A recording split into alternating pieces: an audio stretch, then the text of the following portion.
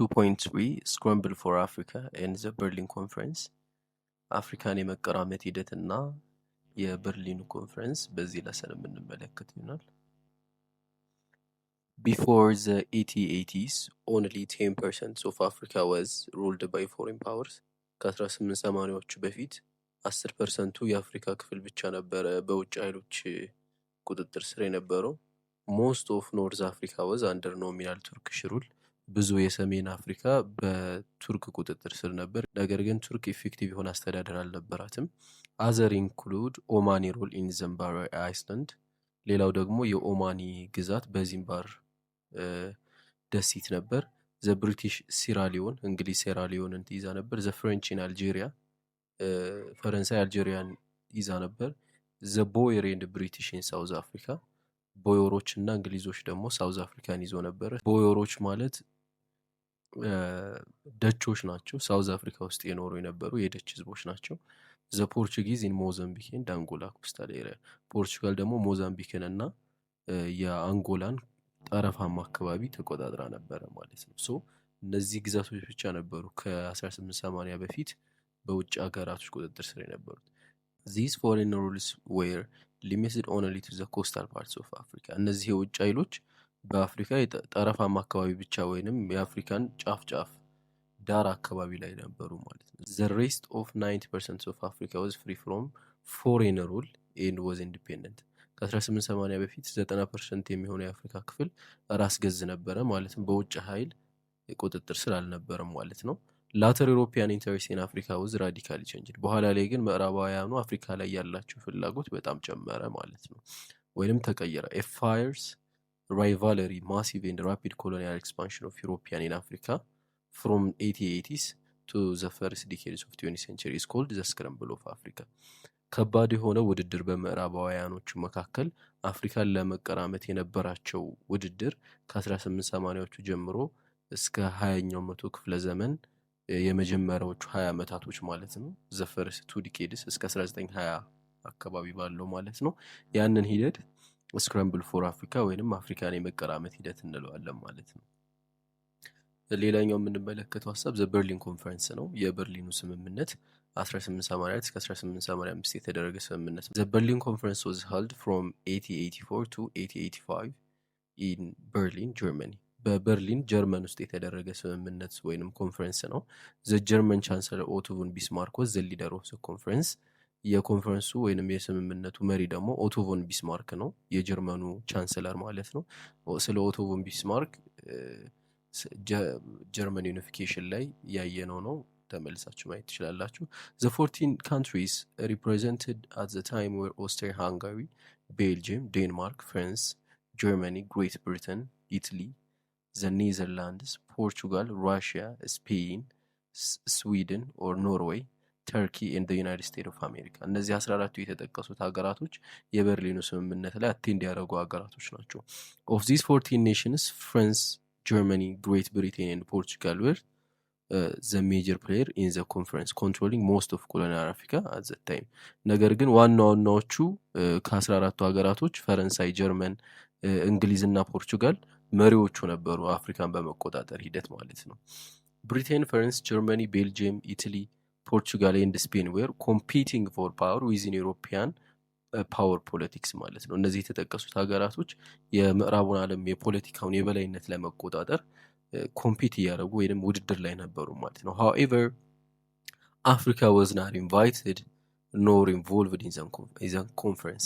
ነገር ግን አፍሪካ አልተቀላቀለችምም አልተጋበዘችምም ነበረ ማለት ነው። ኮንፈረንሱ ላይ ምዕራባውያኑ ራሳቸው በሚመቻቸው መልኩ አፍሪካን ተከፋፈሏት ማለት ነው እዛ ኮንፈረንስ ወይንም ስምምነት ላይ። The competition between European powers intensified when King Leopold II of Belgium and Germany entered the competition for African colonies.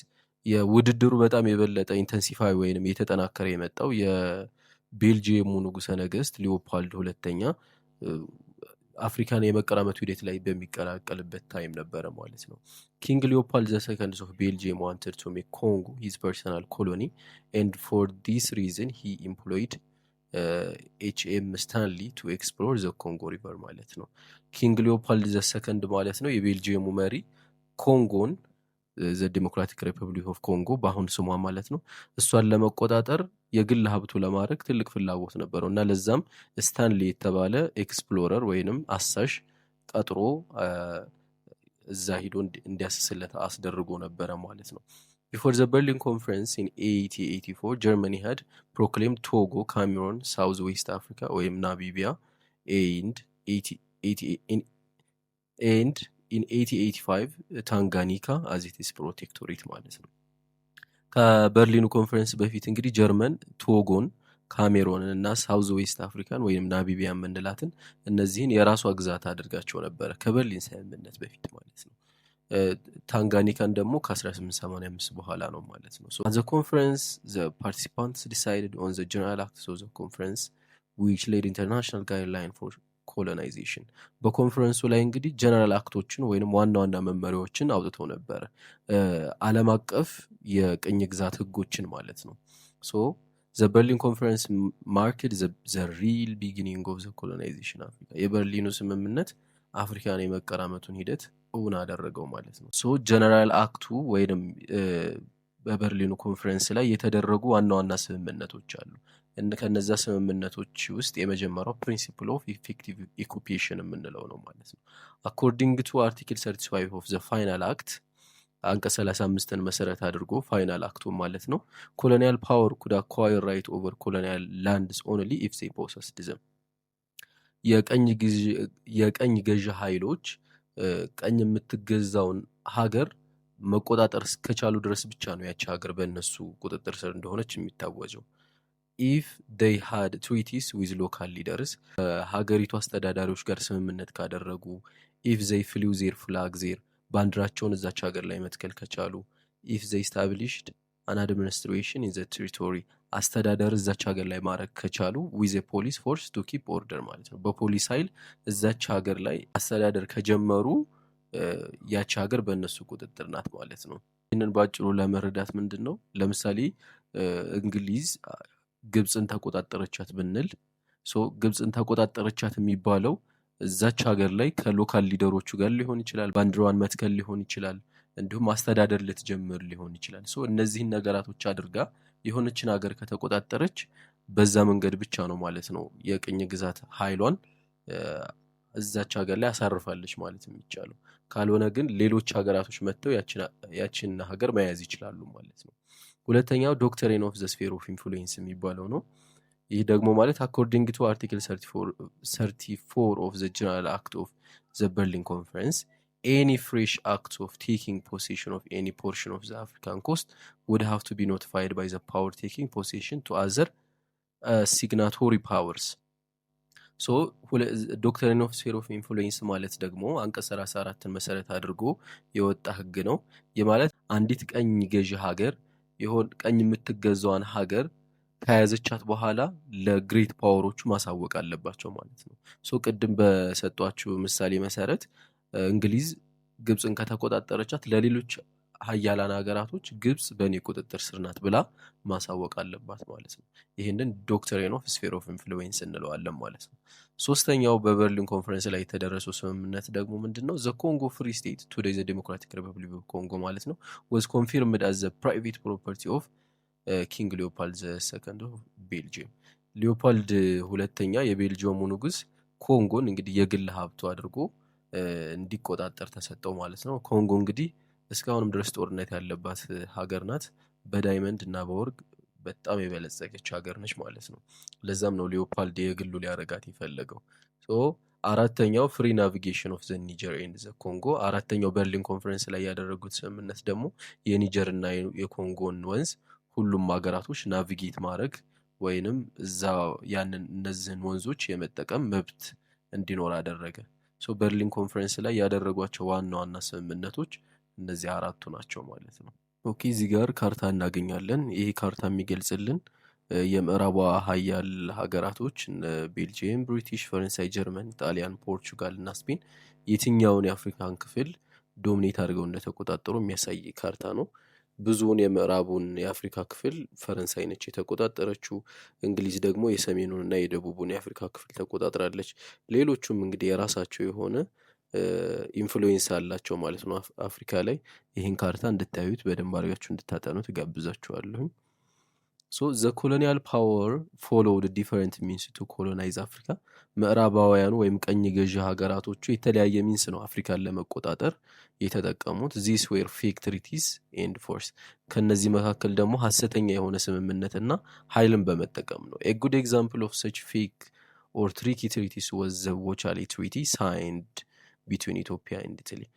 ፌክ ትሪቲ ወይም ሀሰተኛ ስምምነት መሰረት አድርጎ በጣም ጥሩ ምሳሌ ሊሆነን የሚችለው የውጫሌው ስምምነት ነው ኢትዮጵያና ጣሊያን መካከል የተደረገው። ሶ ታውቁ ከሆነ በታሪክ ላይ የአድዋ ጦርነት መነሻው ራሱ የውጫሌ ስምምነት ነው ማለት ነው። በዛ ስምምነት ላይ 20 አንቀጾች አሉት ስምምነቱ። የጸቡ መነሻ ወይም የአድዋ ጦርነት መነሻ አንቀጽ 17 ነው። አንቀጽ 17 ምን ይላል? በሁለት ቋንቋ ነው የተጻፈው፣ በጣሊያን እና በአማርኛ።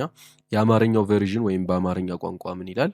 ኢትዮጵያ ከውጭ ሀገራቶች ጋር ስምምነት ስታደርግ የጣሊያንን ድጋፍ ማግኘት ትችላለች ይላል። ትችላለች፣ መብቷ ነው። የጣሊያኑ ቨርዥን ግን ወይም በጣሊያንኛው ቋንቋ የተጻፈው ግን ኢትዮጵያ ከውጭ ሀገራቶች ጋር ስምምነት ማድረግ ከፈለገች ግዴታ ከጣሊያን ፍቃድ ማግኘት አለባት የሚል ነው ማለት ነው። ሶ ይሄ የጦርነቱ መነሻ ነበረ። ይሄ እንደ ፌክ ትሪቲ ወይንም እንደ ሐሰተኛ ስምምነት አድርገን ልናየው እንችላለን የውጫሌን ትሪቲ። ይህንን ሐሳብ ዚስ ዊል ቢ ዲስከስድ ኢን አዘር ዩኒት ሌተር ይላል መጽሐፋችን። በሌላ ምዕራፍ የምንመለከተው ይሆናል ይላል። ሶ እንመለከተዋለን እዛ ላይ ስንደርስ። ዩሮፒያንስ ዌር ሰክሰስፉል ኢን ራፒድሊ ፓርቲሽኒንግ አፍሪካ ዲዩሪንግ ዘ ስክራምብል ቢካዝ ኦፍ ዘ ፎሎዊንግ ሪዝንስ። ምዕራባውያኑ እንግዲህ አፍሪካን ለመቀራመት ቀላል ሆኖላቸው ነበረ። ከነዚህ ምክንያቶች መካከል ውስጥ የመጀመሪያው ዘ ሜጀር ፋክተር ፎር ዩሮፒያን ቪክቶሪ ኦቨር አፍሪካ ወዝ ዘ ሚሊታሪ ሱፐሪዮሪቲ ዛት ዘ ኢንጆይድ ኦቨር አፍሪካ። ከአፍሪካ ወታደራዊ የበላይነት ስለነበራቸው የመጀመሪያው ምክንያት ነው ማለት ነው። ዩሮፒያን ፓወርስ ዌር ዩዚንግ ፕሮፌሽናል ኤንድ ዌል ትሬንድ አርሚስ። ምዕራባውያኑ የሰለጠኑና የተማሩ ወታደሮች ስለነበሯቸው አፍሪካን በቀላሉ መቆጣጠር ችሎ ነበረ። ላክ ኦፍ ኮኦፕሬሽን ኤንድ ሶሊዳሪቲ አመንግ አፍሪካንስ። ዝቅተኛ የሆነ ተግባቦት ነበረ በአፍሪካውያኖች መካከል። ዞስ ዊክንስ ዌር ሜድ ዩዝ ኦፍ ዩሮፕ ቱ ዴር አድቫንቴጅ። እነዚህ ምክንያቶች እንግዲህ አፍሪካን ምዕራባውያኑ እንዲቆጣጠሩ ቀላል አድርጎላቸው ነበረ ማለት ነው።